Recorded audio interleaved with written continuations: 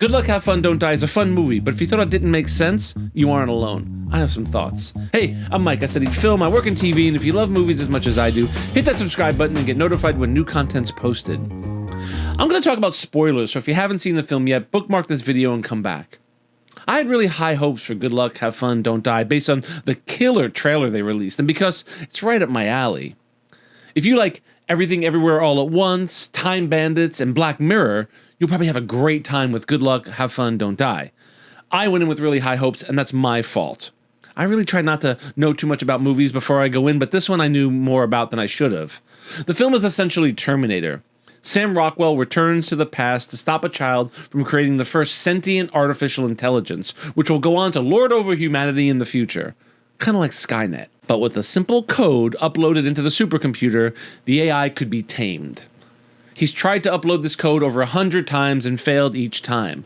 And in no timeline is the AI just destroyed. Apparently, its existence is an inevitability. Good Luck, Have Fun, Don't Die starts off promising, but strays to keep its high concept afloat. There are a lot of things that don't really make sense. Like, it's never explained who the bad guys with the guns are working for. And then it spirals into a surrealist kind of ending with a giant cat monster who belches glitter. Is that the timeline trying to stop them? Is that another agent from the future? It's never properly explained. I have a theory, but I should say that this theory is not supported by the movie. I wish it were. It might have made the movie better for me. My theory is that Sam Rockwell is a character in one of those first-person shooter games, trying to beat a level, trying to make it to the end of the game, and eventually beat the entire game. Every time he fails, he respawns in the diner to try again, just like you would in a video game. That theory would explain some of the ending, the giant cat monster, and some of the more surreal elements that the film devolves into, but there's nothing to support that in the movie. I just thought it'd be cool and explain some of what doesn't make sense in Good Luck, Have Fun, Don't Die. The film is slowed down, in my opinion, by cutting to all the character backstories, each of which could have been an episode of Black Mirror in their own right. One, in fact, was ripped directly from a Black Mirror episode. In one backstory, a woman loses her son to a school shooter, and we follow as she is courted by an organization that clones the deceased. The clones aren't right. In Season 2 of Black Mirror, there's an episode called Be Right Back. That's essentially the exact same plot about a woman who loses her husband. In another character backstory, Ingrid, the princess, is allergic to Wi-Fi and Bluetooth.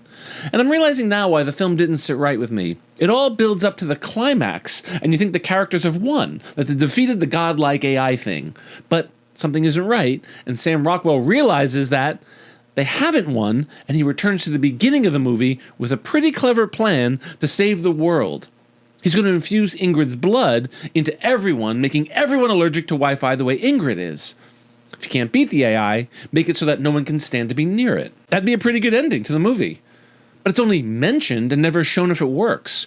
We cut to the credits before it's even attempted. In terms of story structure, the ending of the film we see is actually the black moment. It's like the entire third act of this film has been cut off. You could make the case that his idea will work and we don't need to see it in action, and if you buy that, then Jack made it off the Titanic. Oh, we didn't see him make it off, but, you know, he could have. In movies, there's something called suspension of disbelief. It's our voluntary choice to temporarily disregard logical flaws, unreality, or impossibilities in a story to fully immerse ourselves in the narrative for the sake of enjoyment. But this film pushes the boundaries. I'm willing to believe that there is a time-traveling guy who needs to upload some code to a supercomputer that is destined to take over the world.